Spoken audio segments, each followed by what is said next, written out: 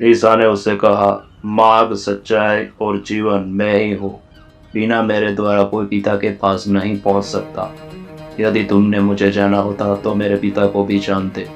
मैं तुम्हें अनाथ नहीं छोड़ूंगी, मैं तुम्हारे पास आऊँगा। उस दिन तुम जानोगे कि मैं अपने पिता में हूँ और तुम मुझ में और मैं तुम में।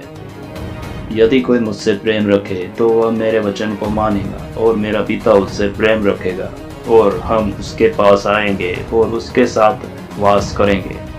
मैं तुम्हें शांति दिए जाता हूँ, अपनी शांति तुम्हें देता हूँ। जैसे संसार तुम्हें देता है, मैं वैसे तुम्हें नहीं देता। देखना, न तुम्हारा मन घबराए और न डरे। हे पिता, उन्हें क्षमा कर, क्योंकि वे यह नहीं जानते हैं कि वे क्या कर रहे हैं। आमीन, आमीन, मैं तुमसे सच सच कहता हूँ, यदि पिता से कुछ मांगोगे तो वह मेरे नाम से तुम्हें देगा। अब तक तुमने मेरे नाम से कुछ नहीं मांगा, मांगो तो पाओगे, ताकि तुम्हारा आनंद पूरा हो जाए।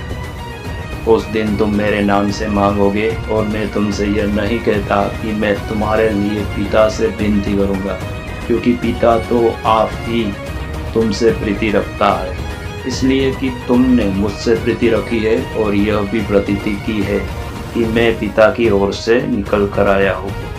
इसलिए प्रभु ने कहा कि अपने सारे हृदय से उपवास करते हुए, रोते हुए और शोक करते हुए मेरी ओर मन लाओ, और अपने कपड़ों को नहीं पर अपने हृदय को सुधारो। अपने प्रभु, अपने परमात्मा की ओर मोड़ो, क्योंकि वह कृपालु और दयालु है, धैर्यवान और करुणा से भरा है, और जो उससे ऐसा जानता है तथा पापों के प्रायश्चित के लिए तैयार है, वह सुधरेगा और क्षमा प्राप्त करेगा।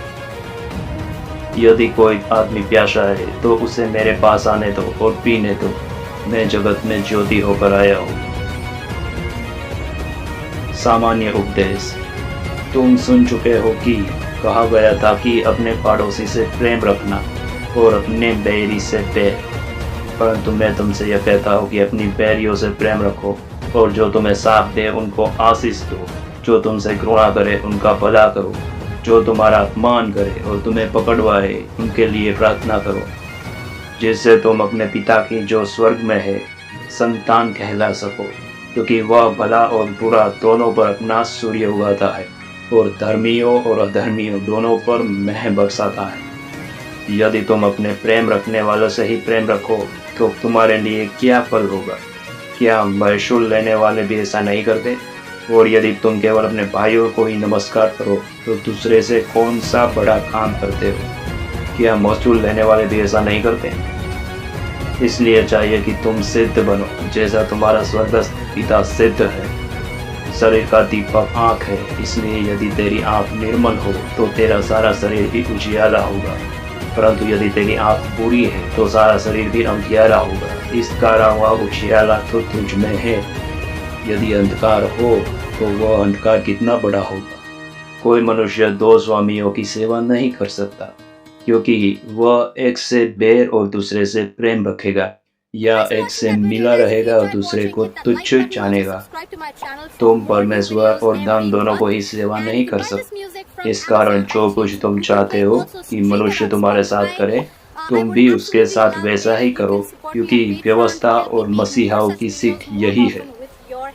सकरे फाटक से प्रवेश करो, क्योंकि जो फाटक बड़ा है और जो मार्ग चौड़ा वह विनाश को ले जाता है, और बहुतेरे ऐसे हैं जो उसे प्रवेश करते हैं।